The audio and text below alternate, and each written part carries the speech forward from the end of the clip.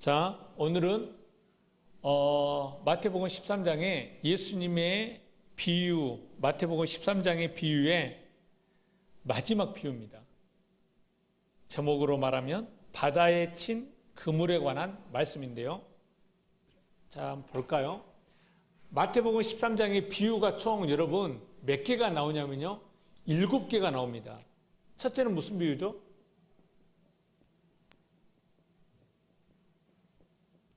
겨자씨 비유가 나오고요. 두 번째는 뭐가 나오죠? 알곡과 가라지 비유입니다. 세 번째는요. 겨자씨 비유입니다. 네 번째는요. 가루 서말 속에 갖다 넣은 누룩 얘기 나옵니다. 누룩. 이 네 가지 비유를 한마디로 한 단어로 얘기하자면 뭘로 얘기할 수 있을까요?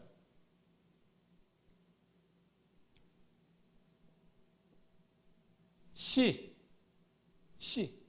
성경에서 씨는 뭘 말하죠? 알곡인데 씨는 성경에서 씨는 뭘 말하죠? 그렇죠. 말씀. 자, 말씀으로 오신 분이 누구죠? 예수. 맞죠? 그럼 이 비유는, 이 네 개의 비유는 멀리 가는 겁니까? 말씀으로 오신 그 예수에게서 얘기를 하고 있습니다. 그리고 뒤에 이제 설명이 있고 또 비유가 나오죠. 무슨 비유죠? 밭에 감추인 보화. 여섯 번째는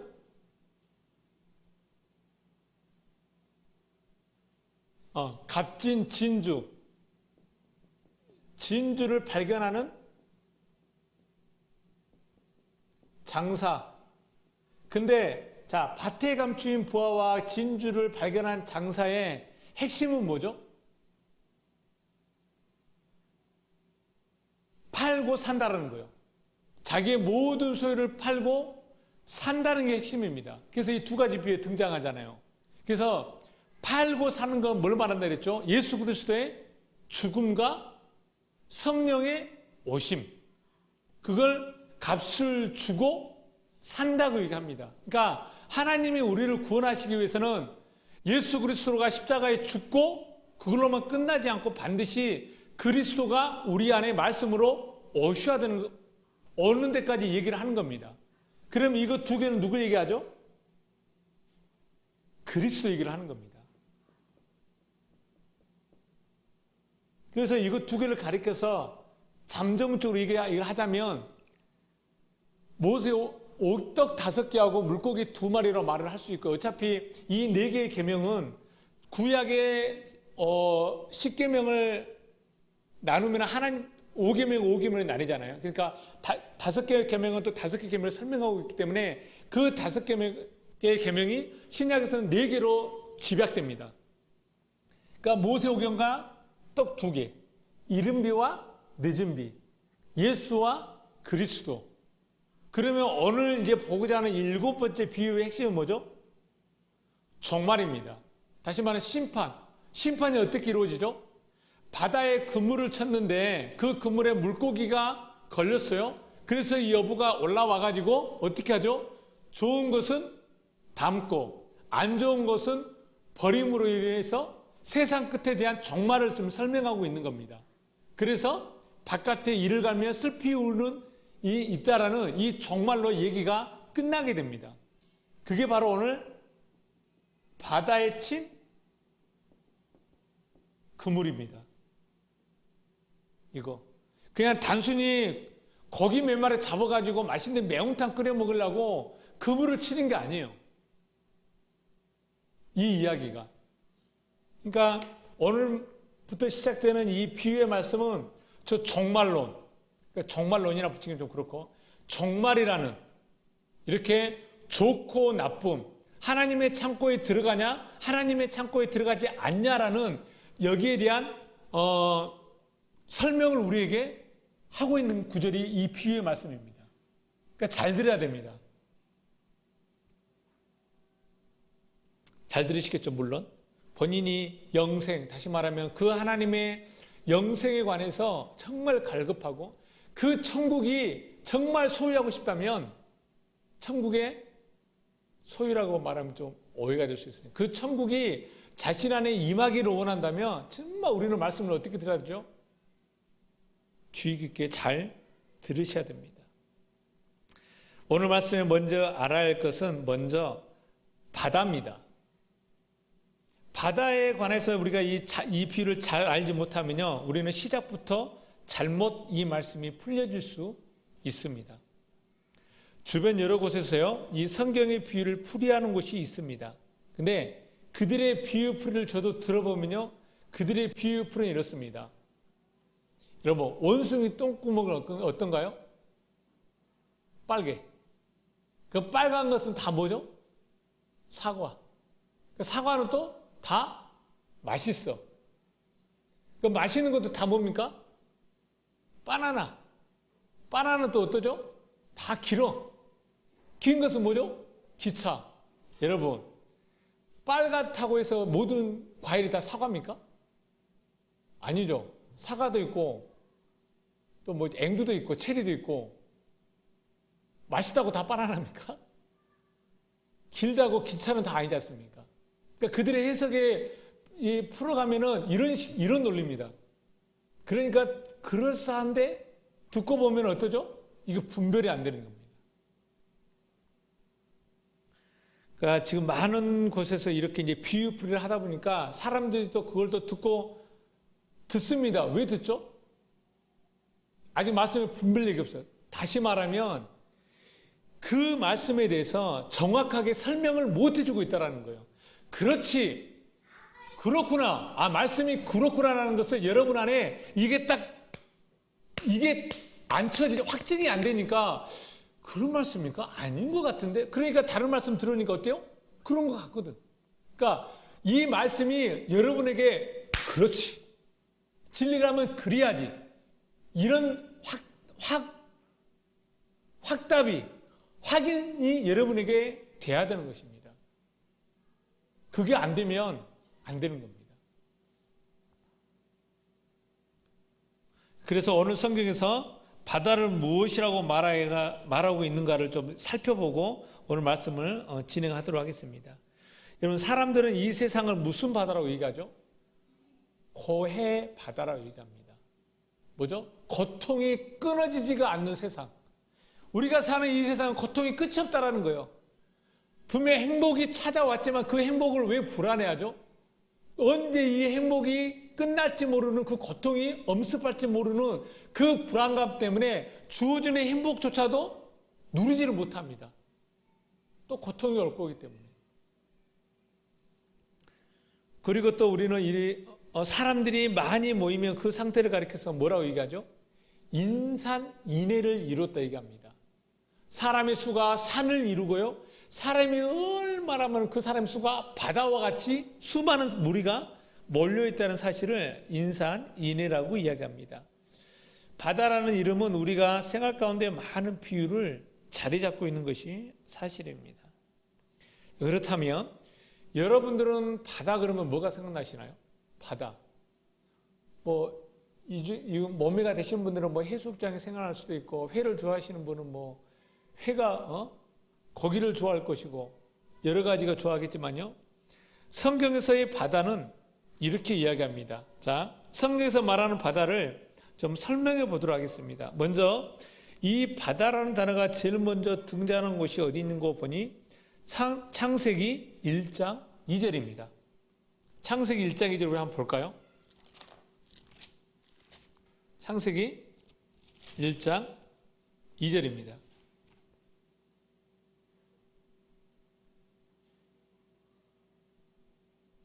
창세기 1장 2절 함께 읽겠습니다. 땅이 혼돈하고 공허하며 흑암이 깊음 위에 있고 하나님의 영은 수면 위에 운행하시니라. 한글 성경으로는 바다라는 단어는 나오지 않습니다. 그렇죠? 근데 여기서 깊음이라는 이 단어가요, 바다라는 단어와 똑같은 단어입니다. 태홈. 이게 원래 바다라고 하는 단어인데, 생각해 보십시오.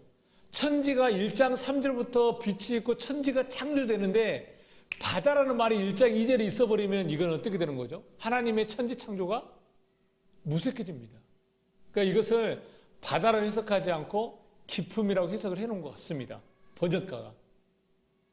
자, 근데 하나님이 천지를 창조하기 전에, 하나님이 이 땅에 일을 하기 전에 어떤 것들이 존재하고 있는데, 그것을 성경에서 뭐라고 얘기합니까?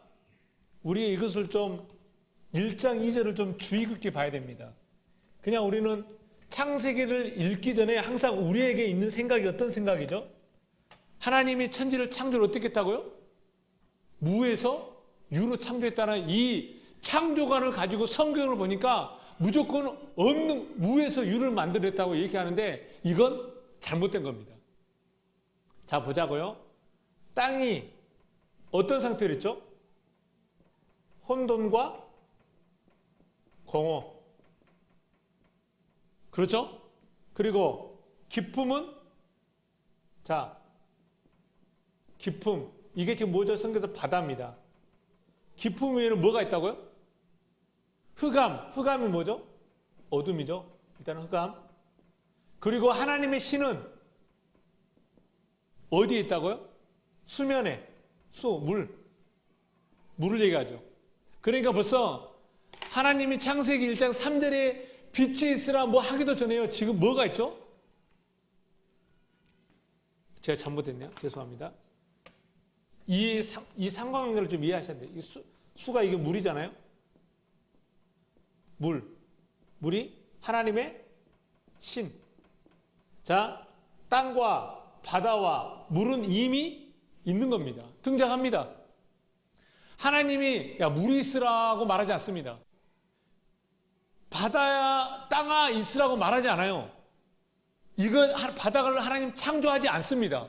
그럼에도 불구하고 땅과 바다 물은 1장 2절에 미리 있습니다. 그리고 1장 3절에 뭐라 그러죠? 빛이 있으라 그러니까 어떻게 되죠? 빛과 어둠이 나뉘게 됩니다. 어둠은 있으라, 흑암, 어둠은 있으라고 말하지 않아요. 어떻게 하죠? 하나님이 빛과 어둠을 나눠버립니다. 이미 있었다니까요. 그 두 번째 뭐죠? 물이 있으라고 말하지 않습니다. 어떻게 말하죠? 물과 물을 나눕니다. 물은 창조한 적이 없습니다. 하나님이. 성경을 있는 그대로 보자면. 그러니까 우리는 하나님의 창조로 무에서 유, 그래야만 그분이 전능해 보이니까 없는 것을 이렇게, 물론 그렇게 만드셨겠죠. 근데 성경을 의도적으로 그런 하나님을 말하지 않습니다.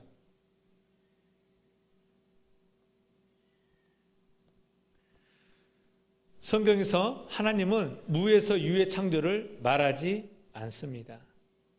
그래서 제가 여러분들에게 말하고 싶은 것은 이 교리와 신학, 그러니까 신학과 말씀은 다르다는 것입니다. 그러니까 교리와 신학을 근거해서 나오는 이 설교와 말씀에서 나오는 설교는 100% 다릅니다. 완전히 다를 수밖에 없습니다. 저도 처음에 이제 그런 것 때문에 많은 갈등 때문에 많이 힘들었는데 지금은 그런 갈등 없지만, 그렇다고 제가 신학이나 교리를 부정하는 것이 아닙니다. 물론 그러한 것들은 하나의 틀을 만들기 위해 어떤 경계를 만들어주고요, 넘지 못할 그 선을 만들어주는 것뿐이지, 마치 어린아이들에게 우리에게 이렇게 얘기하잖아요. 야, 이렇게 살아라. 이건 이렇게 해야 돼. 마치 그런 기본적인 그런 예절들을 가르쳐주는, 알려주는 모습과 똑같다는 것입니다. 성경을 처음 접근할 때는 그러한 것들이 필요합니다. 아이들에게 뭐라고 얘기하죠? 네 마음대로 살라고 얘기하지 않잖아요. 어떻게 얘기하죠? 아침에 일어나서 밥 먹어. 얼굴 세수해. 그리고 학교 갔다 와서 공부해. 공부하고 또 운동해. TV 봐. 이런 것들을 알려주는 게 왜 알려주죠? 이러한 것들이 사람으로서 잘 살 수 있는, 아니 건강하게 살 수 있는 하나의 공통된 생활 방식을 얘기해 주는 것뿐이잖아요. 자녀들에게.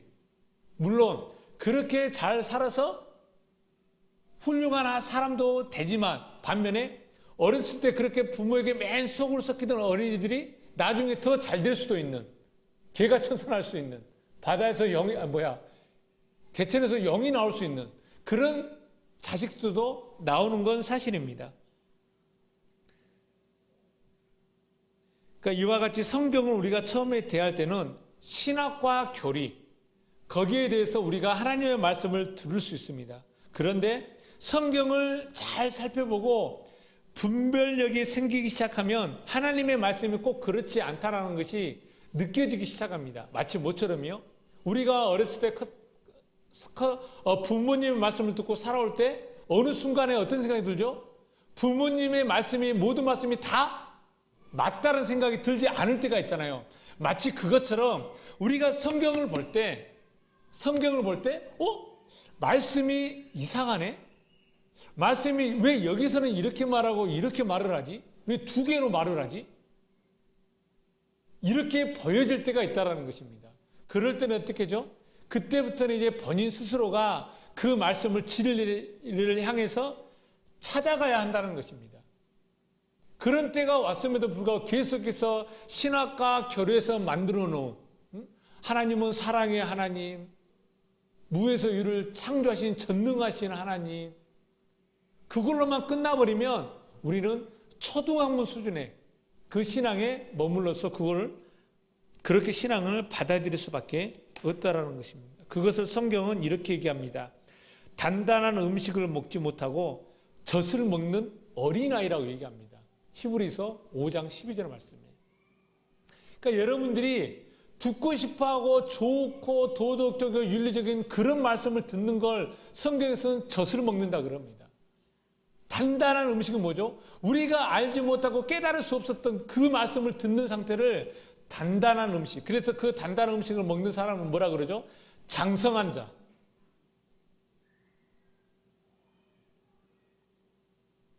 그래서 여러분들이 성경을 보고 성경이 말하는 바를 아는 때는, 이때는요, 우리에게 이 하나님의 말씀을 깨닫기 시작할 때부터는요, 부모의 말이나 목사의 말이나 사람의 말이나 친구의 말로 신앙생활을 하지 않습니다. 그러니까 이 말씀은 좀 해석이 되겠죠. 그렇다고 해서 말씀 혼자 보고 마음대로 풀어가지고 신앙생활 하는 얘기가 전혀 아닙니다. 스스로 여러분의 말씀이 그러한지 아니한지를 스스로 말씀으로 분별하며 그렇게 걸을 수 있는 그런 하나님의 자녀들이 되기를 원하는 것입니다. 자, 두 번째로 이 바다가 쓰여진 구절이 1장 7절부터 볼까요? 좀 창세기 1장 7절.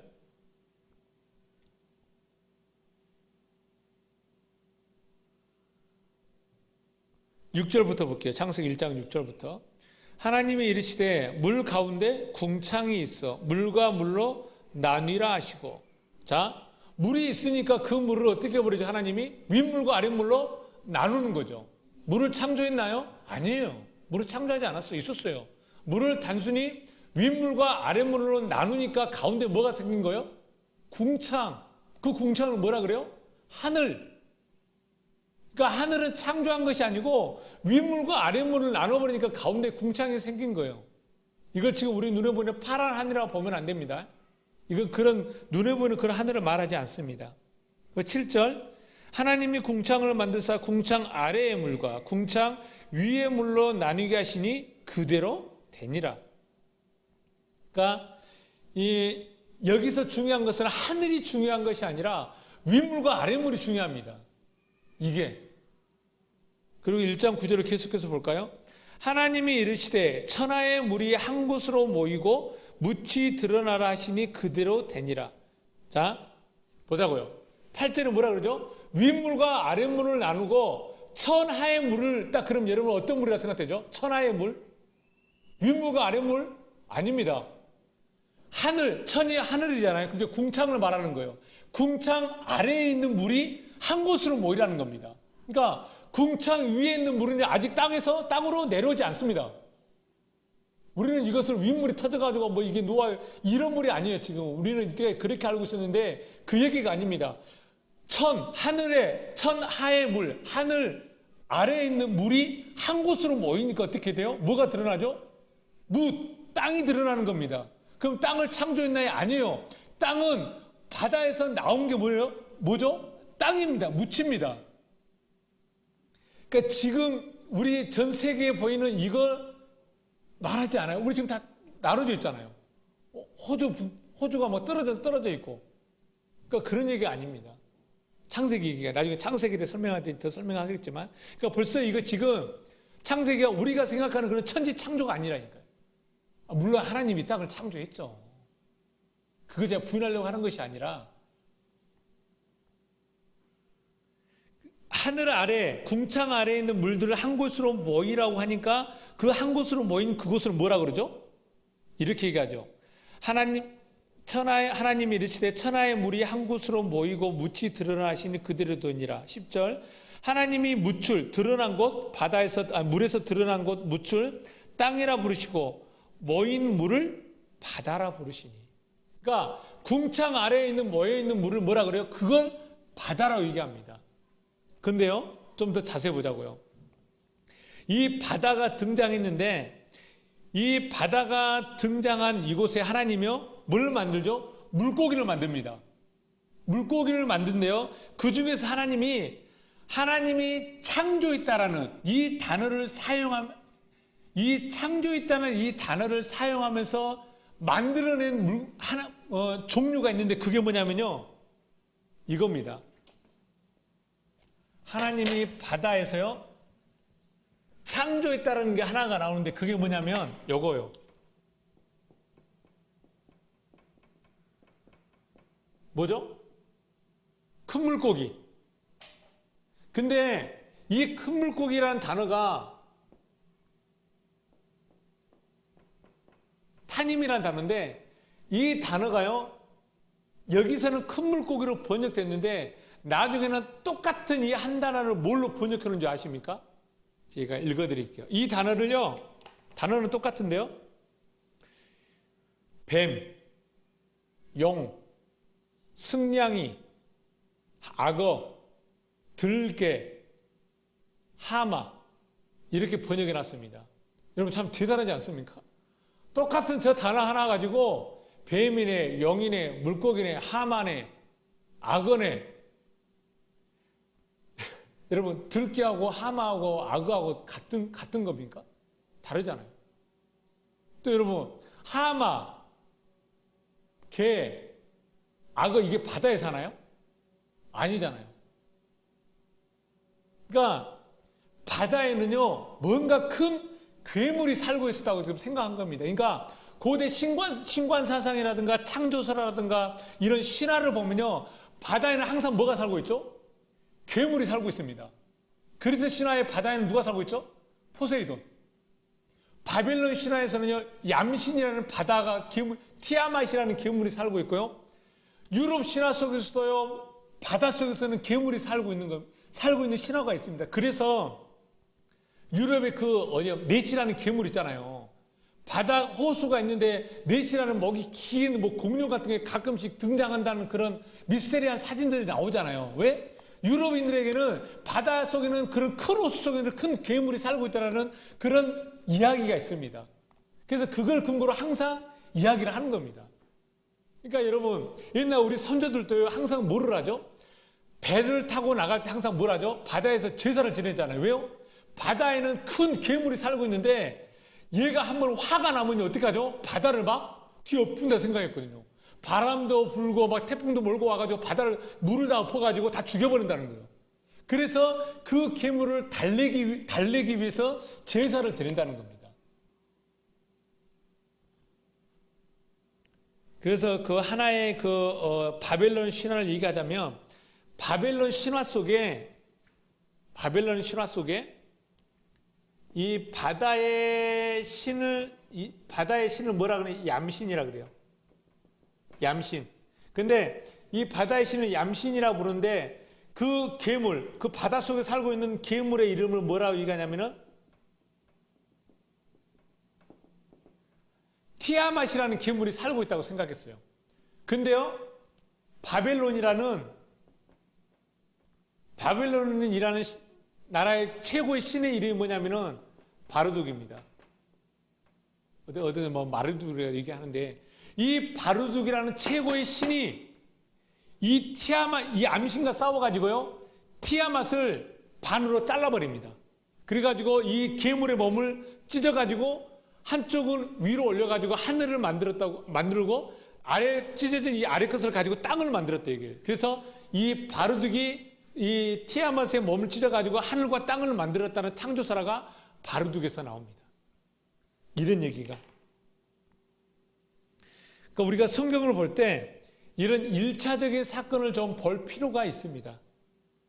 왜냐하면 우리가 이 들고 있는 성경이 여러분 갑자기 하늘에서 뚝 떨어져 가지고 하나님이 모세에게 나타나 야 모세야 써라 이렇게 해서 성경이 만들어진 것이 아닙니다. 우리는 성경을 지금 그렇게 생각하고 있는데 전혀 그렇지 않습니다. 이 성경은요 약 수많은 그 메소포타미아 문명과 그러니까 여러 가지 메소포타미 문명, 바벨론 문명, 페르시아 문명, 그리스 신화 또 뭐죠? 그리스 천학 이 모든 그런 많은 문명들이 엮어가지고 만들어진 게 우리 손에 주어진 성경입니다. 그러니까 이러한 문명의 사건과 역사와 문화를 바탕으로 해서 만들어지는 게 사실 우리 손에 주어진 성경인데 이 성경은 단순히 신화와 역사와 문화를 단순히 기록한 것이 아니라 이 성경을 기록한 저자가 눈에 나타난 1차적인 역사, 사건, 문화를 가지고요 성경을 쓸 때 어떻게 썼냐면 그것을요 하나님의 진리와 관계를 맺어가지고 써놓은 성경이라는 겁니다. 이게 이 차이가 좀 다릅니다. 그러니까 1차적인 역사, 사건을 부정하는 것이 아니라 그러한 모든 것들은요 그러한 것들이 성경에 기록될 때는 하나님의 그 진리와 연관해서 그들이 써놓은 하나의 신앙 고백인 겁니다. 그러니까 여러분들도 이런 신앙, 이 성경을 가지고 그러한 동일한 신앙 고백이 나와야 되는 겁니다. 하나님이 어느 순간에 갑자기 딱 나타나서 야 성경 써, 성경 만들어. 아니요. 그들은 나중에 이게 성경이 될지도 몰랐습니다.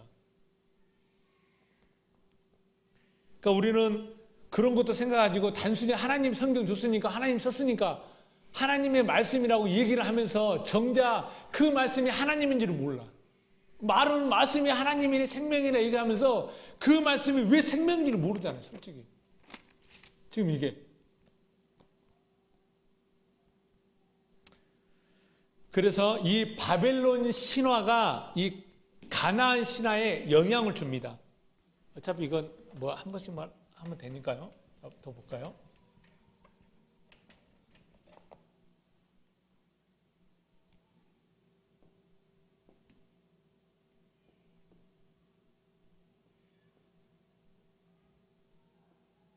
자, 여기가 유프라테스, 여기가 티그리스강, 그리고 여기가 갈릴리, 여기가 요단강, 여기가 사해, 예수대까지를 이스라엘, 여기를 애국, 홍해, 시내산, 이가 광야, 여기를 뭐라고 하죠? 바벨론, 여기를 메소포타미아 문명, 여기를 일명 이스라엘로 말하기 전에 가나안이라고 얘기합니다. 여기는 이 바다는 지중해고요. 이 간단한 이 구조를 좀 아셔야 됩니다. 그러니까 역사는 사실 여기서 역사는 시작됐습니다. 역사가 여기서 시작돼가지고 이제 점점 좀 번지기 시작하기 때문에요. 이 바벨론 문명과 메소포타미아 문명을 좀 받아들인 게 가나안입니다. 그래서 보세요. 아까 제가 바벨론의 최고의 신 이름이 뭐라 했죠? 바르둑입니다. 이 바르둑이라는 최고의 신이 가나안에 영향을 줄 때 가나안에서는 자기네들의 최고의 신의 이름을 뭐라고 했을 것 같아요? 바알. 들어보셨죠? 가나안 땅에서 얘네들 바알을 섬긴다 그러잖아요. 그러니까 이름은 비슷합니다. 그러니까 마치 이거와 비슷해요. 우리나라 말과 한자 그 차이입니다. 그 개념. 그때는 언어가 없었잖아요. 거의 상형문자였기 때문에. 그러니까 이런 식으로 의미가 거의 비슷했습니다.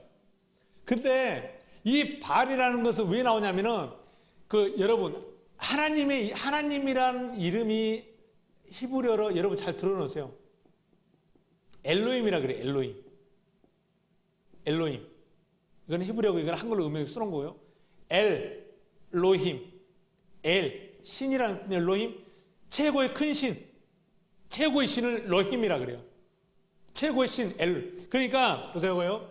이 가나안 신전에 가나안 신전의 최고의 신은 누구냐면 엘입니다. 근데 이 엘이 늙고 너무 이제 힘이 약해지니까요. 그 엘의 모든 그 정권을 위임받는 자가 누구냐면 바알이라는 거예요. 바알. 이게 가나안 신화에 나와요. 그러니까 엘이 원래 최고의 신인데 그 모든 힘과 모든 정권을 위임받은 자가 바알이라는 거예요. 그래서 이스라엘 백성들이 누구를 섬기죠? 그래서 바알을 섬기는 겁니다. 하나님과 반대하려고. 그래서 그럴 목적으로 막 하나님을 안 섬기는 것이 아니라 그 하나님의 모든 힘을 받은 자가 바알이기 때문에 우리는 바알을 섬긴다는 겁니다. 그래서 이스라엘 백성들이 바벨론으로 70년간 포로로 끌려갔을 때요. 그들이 성경을 씁니다. 그때 쓴 성경이 뭐냐면은 창세기, 출애굽기, 레위기, 민수기, 신명기, 모세오경을 쓰는 겁니다. 그래서 그들이 성경을 쓸 때요. 엘로힘과 누구와 하나로 엮는 그 신앙을 만드냐면은 여러분 이스라엘의 신은 누가 이스라엘의 신입니까? 누구만 이스라엘의 신이 되죠? 여호와만. 그러니까 선지서를 보면은 여호와가 너희 신이야. 여호와만이 너희들의 신이야. 자꾸 이렇게 얘기해요. 그러니까 선지자들은 여호와의 신을 등장하고 이스라엘 백성들의 엘로힘을 자꾸 들여댑니다. 그러니까 이 여호와의 신앙과 엘로힘이라는 이 두 개의 신앙을요 하나로 엮는 작업을 합니다. 누가요? 바벨론 포로를 끌려간 자들이. 그래서 엘로힘이라는 이름이 나오고 여호와 이름이 사실 등장하는 겁니다. 또 여호와 엘로힘 이름도 있고. 그러니까 이런 것을 좀 무시하면 안 돼요. 그러니까 1차적인 사건을 좀 알아야 됩니다. 자, 그러면 보자고요. 창세기 1장부터 10장까지가 핵심인데, 자, 1차적인 사건을 간단히 풀어가면요. 가인과 아벨 얘기는 무슨 얘기일까요? 이게 농경으로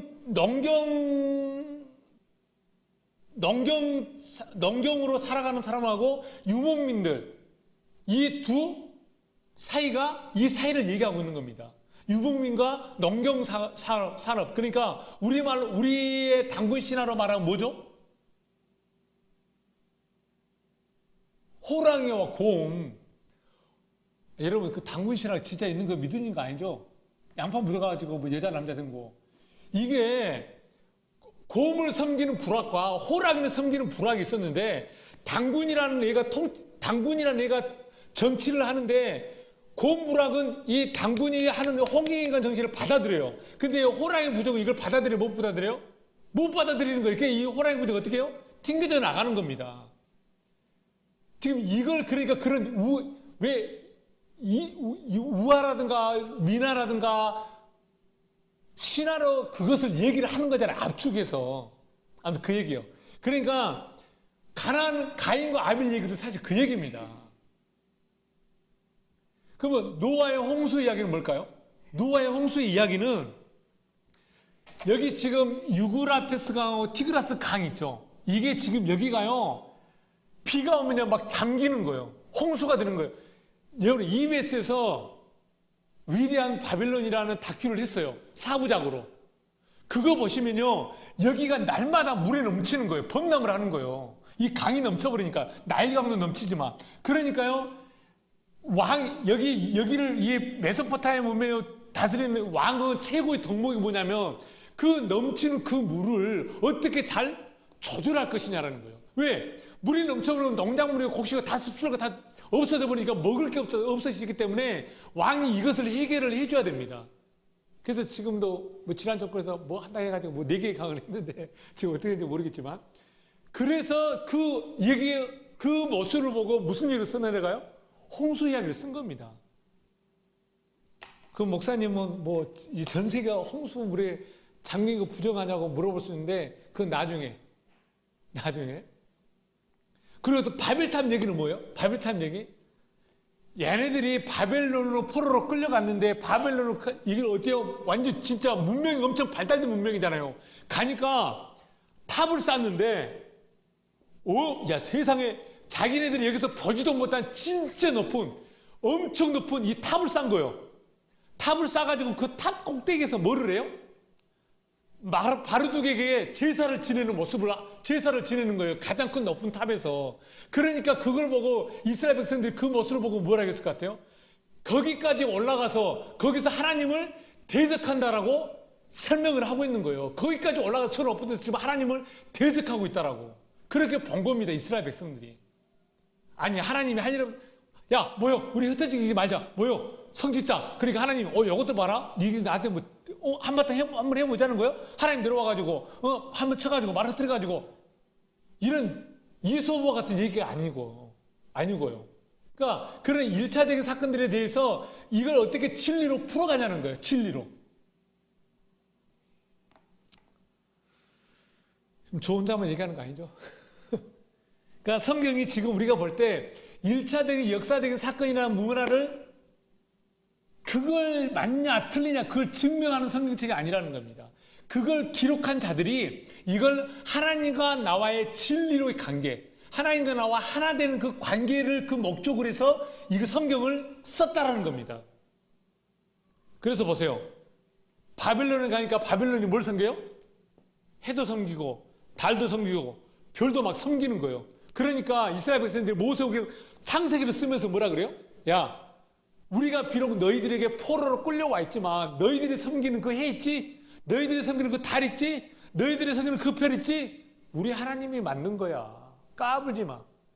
이걸 안 함리에 그것을 후손들에게 남겨주고 싶은 거예요. 나중에 창세기 때 더 설명을 하고. 자, 그래서 성경을 우리가 읽을 때요, 글자 그대로 받아들이면, 바다 그러면 여러분 뭐가 생각나죠? 바다? 그러니까 얘기했지만은 첫사랑 둘이 손잡고, 지금 뭐 이루어지지 않아서 다른 사람하고 살고 있지만, 그 남자가 거닐었던 그런 바다가 아니에요.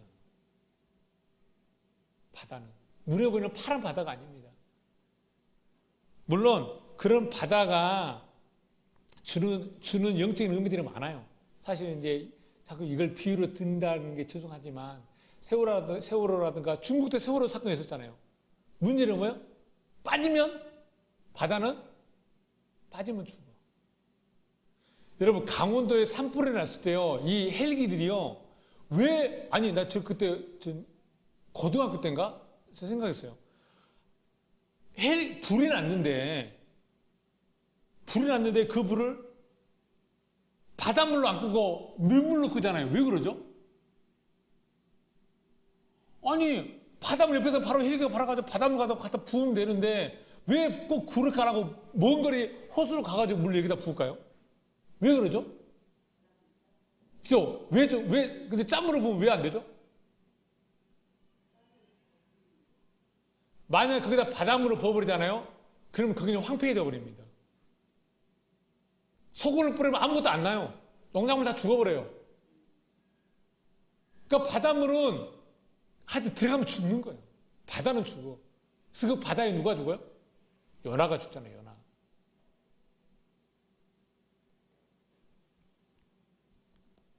아무튼 자, 그래서 바다에 관련해서 많은 성경의 사건들이 나오는데요. 고린도전서 10장 1절 제가 읽어드리겠습니다. 형제들아, 너희가 알지 못하길 내가 원치 아니하노니 우리 조상들이 다 구름 아래 있고 바다 가운데 지나며 모세에게 속하여 다 구름과 바다에서 세례를 받고. 그러니까 이스라엘 백성들이 홍해를 건널 때 보세요. 이스라엘 백성, 애굽의 백성들을 피해가지고 딱 왔는데 앞에는 홍해바다, 뒤에는 애굽 병사들 있을 때 하나님이 홍해를 건널 수 있게 해주잖아요. 그래가지고 얘네들이 이스라엘 백성들 홍해를 건너는 그걸 뭐라 그래요? 세례받은 거라는 거예요. 성경에서 세례는 뭘 상징하죠? 여러분 세례 다 받았죠? 여러분 그 물세례를 받았을 때 어떤 걸로 알고 받은 거예요? 예? 답을 말해주시면 안 되고. 여러분 일반 교회 있을 때 물세례 받았잖아요. 그거 어떤 표시로 받은 거예요? 내용은 중요하지 않아. 그 물세례 받은 게 중요해. 그렇죠? 예. 그럼 나 세례 받았으니까 이제 그때부터 성만찬 먹을 때 참여할 수 있게 됐다는 거예요. 그 끝. 구원받은 거 끝. 내용은 솔직히 여러분 모르잖아요. 그러면 이거 솔직히 안 그렇습니까? 저 그래서 학습 세례 3번 받았다니까요. 장로교 때 한 번, 배우는 데서 한 번, 군대에서 한 번. 내용은 중요하잖아. 그냥 받은 게 중요해. 그게 구원받은 겁니까? 아니에요. 세례는 죽음을 말합니다. 다시 말하면 예수 그리스도와 함께 죽음을 말합니다. 바다는 그래서 죽음을 말하는데 거기서 바다에서 어떻게 해요? 이스라엘 백성들이 기어나왔다. 바다에서 나왔다니까요. 그게 뭘 말하는 거예요? 죽음에서는 지금 나오는 거잖아요. 애굽 병사들은 어떻게 됐어요? 바다에다 죽어버렸다니까요. 그럼 바다는 뭐예요? 죽음입니다. 애굽은 죽음. 근데 그걸 뭐라 그래요? 세례. 그러니까 세례는 예수 그리스도와 함께 죽음이라고 로마서에서 얘기를 하잖아요. 그러니까 지금 물세례는 예수와 함께 죽은 거라니까요. 근데 예수와 함께 죽은 게 뭐예요? 물어보면 저 세례 받았는데요. 아니 그건 표시고. 아니 여러분들이 장사를 하는데 어떤 놈이 와가지고 술 먹고 지랄지랄 하니까 내쫓고 다음에 뭐라 그래요? 소금 뿌리라 그러죠. 그러면 소금 뿌렸다고 해서 그 더러운 악기가 물러가나요? 하나의 의식을 하는 거잖아요. 그 의식하는 게 진짜 더러운 게 나간 거잖아요. 아니잖아요. 그러니까 하나의 의식일 뿐이라니까요. 근데 그 의식 자체가 거울 가지고 구원받다 얘기하면 나는 지금 진짜 그거 아닙니다. 그거. 나중에 성경 건물을 통해서 천천히 알려드리겠습니다. 그러니까 세례는 바다에서 세례를 받았죠. 예수와 함께 죽었죠. 예수와 함께 죽는 거. 그러니까 예수와 함께 죽지 않은 십자가 나하고 아무런 의미 없습니다. 2000년 전에 아무리 그 예수가 나의 세대에 죽었네, 살았네, 부활했네, 백날 말은들 그 예수와 죽지 않으면 여러분을 구원하고 아무 상관없습니다. 죄송하지만요. 그 홍해의 사건은요, 하나님이 내가 너 어려울 때 도와준다. 이거 자랑하는 하나님 아니에요. 봐요. 내가 500만 원이 물질이 필요해가지고 하나님 500만 원 있어가지고 여러분들이 기도해가지고 누군가가 500만 원 줘가지고 했다고 치자고요. 근데 어떤 사람은 기도도 안 하고 그 500만 원에서 어떤 사람을 통해서 구원 받아버렸어. 그러면 이 기도 안 하고 사람으로 도움받은 그거하고 기도해가지고 어떻게 해서 사람을 통해서 500만 원이 주어지잖아요. 땅에서 가다가 주실 수도 있지만 그렇게 해가지고 경험한 하나님하고 사람하고는 똑같은 능력 가져버렸네. 지금 그거 놓고 기도한다면은. 그러니까 홍해 사건은 하나님 나 어릴 때 어려우니까 도와주네 그런 자랑하는 하나님이 아니고 구원하는 하나님. 다시 말하면 예수하고 나하고 함께 죽이는 하나님이라니. 그렇게 죽어야만이 자동 부활, 자동 승천, 자동 재림. 그리고 또 바다의 이야기가 있는데 이건 다니엘 이야기입니다. 여러분 다니엘하고 이런 거 나오면 좀 지금 뭔 얘기야 그럴 수 있는데요. 잘 들으셔야 돼요. 어쩔 수 없어요. 성경의 모든 얘기가 잘 들으셔야 돼요. 어려우니까 안 듣고 들으면 좋고 아니에요. 성경은 전혀 그런 얘기 아닙니다. 다니엘서 7장 2절 제가 읽어드리겠습니다. 다니엘이 진술하여 가로되 내가 밤에 이상을 보았는데 하늘에 네 바람이 큰 바다로 몰려 불더니 큰 짐승 넷이 바다에서 나왔는데 그 모양이 각각 다르니. 보세요. 하늘에 네 바람이 바다로 들어갔대요. 근데 바다에서 네 짐승이 나오네. 자, 근데 이 네 짐승이 어떻게 나오냐면요. 첫째 짐승은 사자와 같은 독수리 날개를 가진 짐승이래. 두 번째 짐승은 입에 갈비뼈 3개를 물고 있는 곰이 나타나고요. 세 번째 짐승은 머리가 4개 달렸고 머리가 4개고 날개가 3개 달려있는 표범이 나왔다는 거예요. 네 번째 짐승은 모양은 안 나오고요. 그냥 무섭고 놀라운 철로 된 이빨만 보였다는 거예요. 아니 모양은 안 보였다 해놓고 또 철을 가진 이빨을 말한 것도 뭐예요? 그러니까 이런 게 성경 같지가 않아. 어쩔 때는 진짜 마시고 이렇게 해놓고 이렇게 그러니까 그냥 무조건 믿는 거야. 그러니까 모르는 걸 믿겠지. 그러니까 한마디로 모르는 거. 그러니까 사실 이 네 가지 짐승은 1차적으로는요, 네 가지 제국을 말합니다. 페르시아, 바벨론, 뭐 그리스 이렇게 뭐 네 개의 뭐 헬라, 로마 이렇게 해도 뭐 이렇게 그런 제국을 말하는데 그건 단순히 일차적인 거고요. 그 네 개의 그 짐승, 그게 지금 우리에게 진리의 입장에서 뭘 말해주냐라는 거예요. 그래서 이걸 어디서 풀어주죠? 요한계시록에서 풀어줍니다. 제가 읽어드리겠습니다. 요한계시록 13장 1절에 내가 보니 바다에서 한 짐승이 나오는데, 바다에서 한 짐승이 나오죠? 자, 뿔이 열이요 머리가 7이라. 그 뿔에는 10면류관이 있고 그 머리들에는 참남한 이름들이 있더라. 13장 2절. 내가 본 짐승은 표범과 같고, 아까 다니엘서 표범이 나왔죠? 그의 발은 곰의 발과 같고, 곰 나오죠? 그의 입은 사자 입 같고, 사자 나오죠? 그 다음에 영이 자기의 능력과 보좌와 큰 권세를 그에게 주었더라. 그러니까 여기서 동일한 4개의 짐승이 나옵니다. 다니엘에서 4개의 짐승이 나오고요. 근데 문제는 이 4 짐승이 큰 권세와 능력을 받는다라는 거예요. 누구에게? 바다에게서. 그러니까 바다에서 4 짐승이 올라오는데 4 짐승에게 큰 권세와 능력을 주는데 누가 줘요? 바다가 준다라는 거예요. 바다. 그러니까 바다는 그런 곳입니다. 그러니까 바다에서 짐승이 올라오는데 성경에서 짐승은 뭘 짐승이라고 얘기하죠? 짐승은 하나님의 진리를 깨닫지 못한 자를 짐승이라고 얘기합니다. 과감없이 얘기합니다. 시편 49편 20절. 존귀에 처하나 깨닫지 못하는 사람은 멸망하는 짐승 같도다.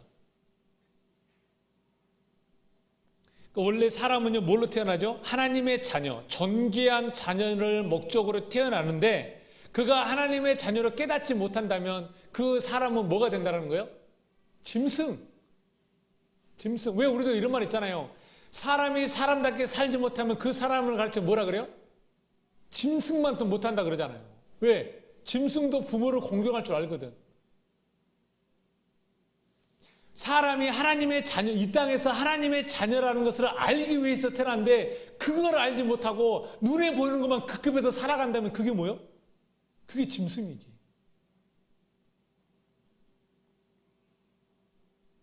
전도서 3장 19절에 인생에게 임하는 일이 짐승에게도 임하나니. 무슨 말이죠?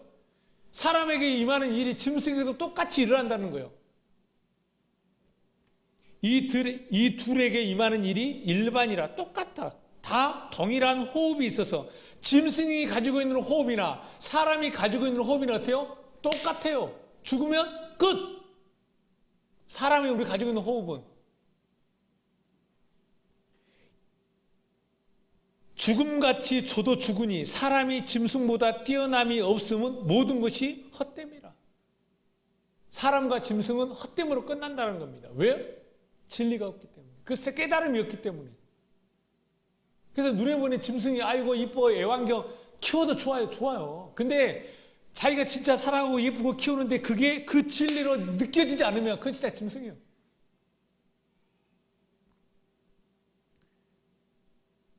이게 지금까지, 그러니까 성경에서 말할 때 바다는요, 진리를 깨닫지 못하는 상태적인 표현을 바다라고 얘기합니다. 바다. 그러면 이게 하늘 아래에 있는 바다의 모습인데 하늘 위에 있는 바다, 하늘 위에 있는 물의 모습은 있을까요? 없을까요? 설명해 놓은 구절이 있습니다. 그게 역대하 4장 6절입니다. 제가 읽어드리겠습니다. 또 물두멍 열을 만들어 5은 우편에 두고 5은 좌편에 두어 씻게 하되 번제에 속하는 물건을 거기에 씻게 하였으며 그 바다는 제사장들이 씻기 위한 것이라.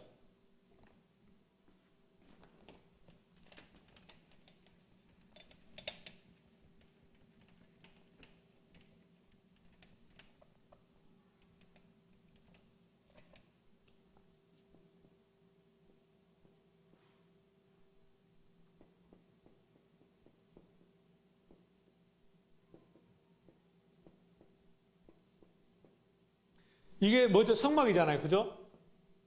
지금 방금 읽었던 부분이 어디를 말하면 이 부분을 말합니다. 이거 성경에서 이걸 뭐라 그래요?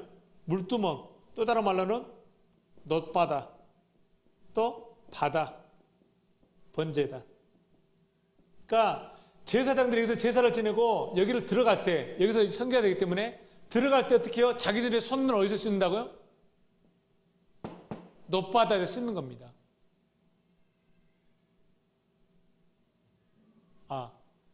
말씀 제가 잘못, 이거 지금 하늘 위에 있는 물을 설명하는 거 아닙니다.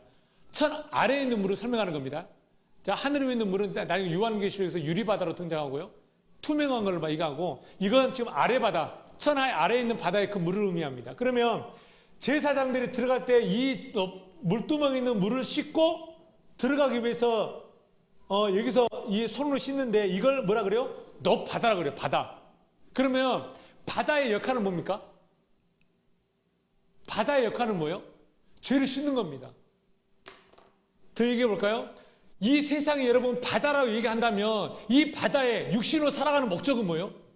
우리가 육신을 입고 살아갈 때 우리가 반드시 해야 될 역할은 뭡니까? 육신을 입고 있을 때 죄를 씻는 겁니다. 그러면 죄를 씻는다는 건 뭘 씻는 거예요? 내가 하나님의 자녀라는 것을 아는 것, 그게 곧 내가 육신을 입고 있을 때 죄를 씻는 것이죠. 이 세상을 원래 사실 이 세상이 바다예요. 이 사람은 이 바다에 그물을 칩니다. 그 그물이 뭐죠? 성전, 성경. 그걸로에 걸리는 자만 하나님이 걷어가신다는 거예요. 하나님이 단순히 맨말에 해가지고 그 얘기 아닙니다. 그래서 우리가 살아가고 있는 이 육신의 바다에서는요, 죄를 씻는 겁니다. 죄는요, 씻는다는 것은 내가 이 땅에 육신으로 태어난 그 목적, 내가 하나님의 자녀라는 걸 아는 것, 그걸 죄 씻는다 그럽니다. 왜? 우리는 태어나는 순간 육신으로 태어났기 때문에 그것을 죄 있는 육신의 모양으로 말을 하는 거지, 선악과 따먹고 뭐 그래가지고 원죄니 자범죄니, 원죄는 다 용서되고 자범죄는 맨날 용서해야 돼. 죄 끝냈다며 예수가. 그리고 한마디 알게지 모르게지 생각지도 하지 않은 모든 죄를 다 용서해달라고. 그거 뭐? 그거 말할 필요가 뭐 있어? 그 말 한마디 하면 다 끝나버리는데.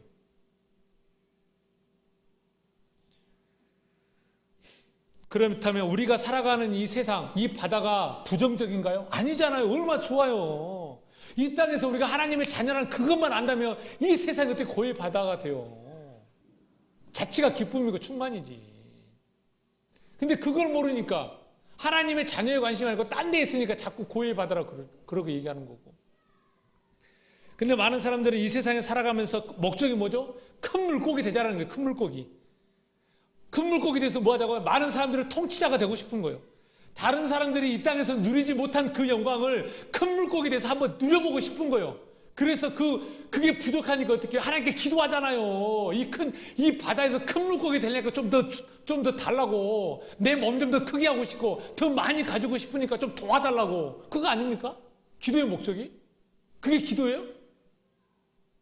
그런 기도 없습니다, 하나님.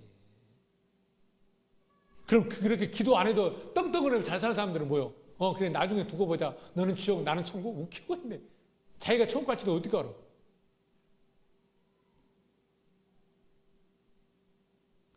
많은 사람들, 이걸 모르는 사람들은 바다에서 큰 물고기 되려고 합니다. 왕이 되려고 하고요. 그런 사람들이 표현된 것이 바로 바다에서 올라오는 내 짐승이라는 겁니다. 그러니까 내 짐승은 누구예요? 내가 될 수도 있는 거라니까요. 유한계시록 딱 이래가지고 환상 가운데 올라오는 것이 아니라 내가 이 바다에서 그 진리를 깨닫지 못하면 내가 뭘로 올라오는 거예요? 짐승으로 올라오잖아요. 그 짐승의 모습이 어떻다고요? 곰, 사자, 표범, 용. 그게 곧 나일 수 있다니까요. 여러분일 수도 있어요.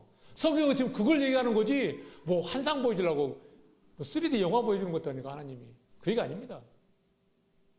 그러니까 여러분들이 바다에서 뭘로 올라올 거예요? 짐승으로 올라올 겁니까? 오늘 말씀의 비유는 이렇습니다.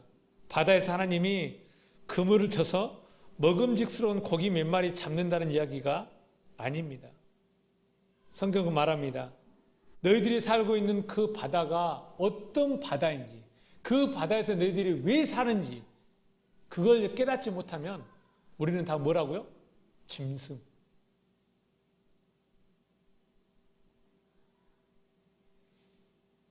바다에서 큰 물고기 돼서 큰 물고기 되면 그때부터 뭐 하죠? 작은 물고기 잡아먹고 작은 물고기 잡아먹고 살지 않습니까? 더 많은 거 요구하고 자기 목줄 더 크게 하려고 그러고 먹고 살만한데도 더 잘 먹고 잘 살라고 더 좋은 거 요구하고 그게 큰 물고기들의 습성입니다. 하나님께 더 도와달라고 그러고 왜요? 배는 고픈데 몸은 더 커져야 되는데 더 많이 가져야 되는데 방법이 없으니까 자꾸 하나님께 구걸해. 그렇게 크게 만들어 놓은 것을 성경에서는 뭐라 그래요? 타님, 용, 뱀, 악어, 하마, 들깨, 승냥이 한마디로 짐승. 우리가 살고 있는 세상이 바로 그 바다입니다. 바다의 역할은요, 죄를 씻는 것. 다시 말하면 내가 이 땅에 왜 육신으로 태어났는가? 내가 육신으로 입고 있을 때 내가 육신을 벗는다면 내가 하나님의 자녀로 돌아간다는 것을 육신을 입고 있을 때 알아야 된다는 거예요. 하나님이 뭐죠? 영이잖아요. 그럼 나도 뭘로 돌아가요? 영으로 돌아가는 거죠. 근데 어떤 그 천국을 상국으로 만들어 놓고 육신이 이 땅에 있는 게 지금 천국에서 생각나면 큰 난리 나요 지금. 아모스 8장 11절 이것만 찾아보고 한번 읽겠습니다. 아모스 8장 11절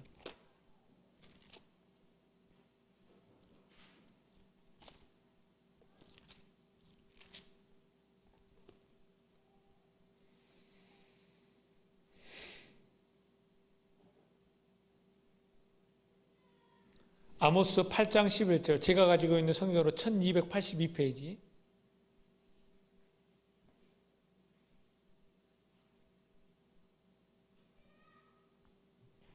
1282페이지 아모스 8장 11절 제가 읽겠습니다. 주 여호와의 말씀이니라 보라 날이 일지라. 그러니까 이 날이 온다라는 거예요. 지금 벌써 왔고요. 내가 기근을 땅에 보내리니 하나님이 여호와가 땅에 기근을 보낸대요. 근데 이 기근이 어떤 기근인 거 보니 양식이 없어 주림이 아니요 물이 없어 가람이 아니요 여호와의 말씀을 듣지 못한 기갈이라는 겁니다. 여러분 이게 지금 무슨 말씀이죠? 여호와의 말씀을 듣지 못한 기갈이에요. 그럼 여러분 저한테 질문해야죠. 목사님 무슨 소리예요? 목사님 인터넷 안 들어가 보시는구나. 인터넷 들어가 봐요. 하나님의 말씀 설교 깔린 게 설교입니다. 무슨 목사 윤 목사 해가지고 설교 깔린 게 설교라니까요. 근데 하나님 말씀이 기갈이에요. 풍족해서 넘치고만 아주. 인터넷만 그래요? TV 켜봐요, TV. 40분 설교, 무슨 3분 설교. 깔린 게 설교인데? 근데 하나님 말씀이 기갈이에요. 아니잖아요. 맞죠? 그럼 이 말씀, 하나님 말씀은 틀린 말씀인가요? 아니에요. 여호와의 말씀에 대한 기갈이라니까요. 사람들이 말하는 그 말씀이 기갈이 아니고 여호와의 말씀에 대한 기갈이 온다라는 거예요. 하나님의 말씀을 들을 수 없는, 듣고 싶어도 들을 수 없는 그 날이 온다라는 거예요. 그럼 이게 하나님의 말씀이니까 이 말씀이 이루어져야 되잖아요. 그죠? 여호와의 말씀에 대한 기갈입니다. 12절입니다. 12절. 사람이 이 바다에서 저 바다까지. 이건 뭐죠? 바다에서 바다까지. 끝에서부터 끝에까지. 그 다음에 뭐예요? 북쪽에서 동쪽까지. 동쪽에서 북쪽. 북쪽에서 동쪽. 이 바다에서 저 바다. 동서남북. 그걸 바다잖아요. 지금 이거예요. 비틀거리며 여호와의 말씀을 구하려고 돌아다녀도 뭐라고요? 얻지 못하리니. 아니 목사님 인터넷 설교 많이 있던데요? 많이 들으세요 그럼. 예, 괜찮아요. 저는 그런 거 듣는 거 다른 교회 가는 것에 생각 안 해요. 돌아다니도요 여호와의 말씀을 구하지 못하고 듣지 못한다라는 거예요. 그런 때가 온다는 거 지금 하나님 말씀하셨잖아요. 여호와가 말씀하셨잖아요. 그러니까 바다에서는 여호와의 말씀을 듣지 못합니다. 또 반대로 이게 사실 바다라고 한다면 성경을 이 바다를 통해서 우리가 또 뭘 캐내죠? 진주를 캐내는 겁니다. 이 바다를 가지고 우리가 또 진리로 거듭다는 거예요. 그래서 우리가 이 물에서 올라오는 자만, 이 물에서 살아서 나온 자만 그 사람을 뭐라 그래요? 성경에서 뭐라 부르죠? 아들. 그래서 예수가 제일 먼저 보여주잖아요. 물에서 올라오셨어요. 하늘이 열려서 뭐라 그래요? 이는 내 사랑하는 아들이다. 물에서 올라온 자.